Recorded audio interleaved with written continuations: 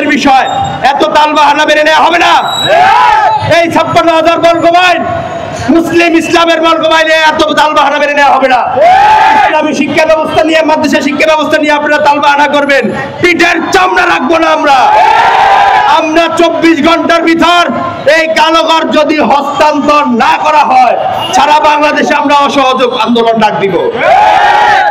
আমরা আমাদের হল, আমাদের অধিকার, একাডেমিক ভবন, হল ভবন সবকিছুকে অতি দ্রুত সমাধান করে ছাত্র বান্ধব একটা ক্যাম্পাস গঠন করতে হবে। ইন্টারিমের প্রথম থেকে শুরু করে ছাত্র উপদেষ্টা, স্বরাষ্ট্র উপদেষ্টা, শিক্ষা উপদেষ্টা, গণপূর্ত উপদেষ্টা সহ সকলে যে বা যাহারা এর দিকে দৃষ্টিপাত করেছেন, সকলের চোখ উপড়ে ফেলতে আমরা বাধ্য হব। কারা অধিদপ্তরকে লাগিয়ে দিয়ে ছাত্রদের সাথে যুদ্ধ করার পরিকল্পনা করেন আপনারা। 24-এর বিপ্লবে আমরা দেখিয়েছি ছাত্র জনতা কি করতে পারি। আবার যদি আমরা সিদ্ধান্ত নিই, আপনারা তো থাকবেন না, আপনাদের অঙ্গ সংগঠন, আপনাদের লেসপেন্সাররা এই বাংলার মাটিতে থাকতে পারবে না।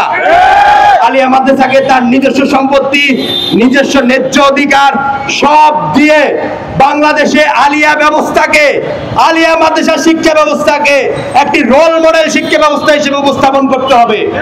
সকল বৈষম্যের নিপাত গিয়ে আজকের মধ্যে চিঠি ইস্যু করতে হবে যে আলিয়া মাদ্রাসাকে তাদের ভূমি বুঝিয়ে দিয়ে আমরা যে কালো ঘর, অস্থায়ী বিচারিক প্রশাসনের নামে যে ঘর করেছে, সেই ঘরকে ছাত্রদের জন্য উন্মুক্ত করে দেবে ইনশাআল্লাহ।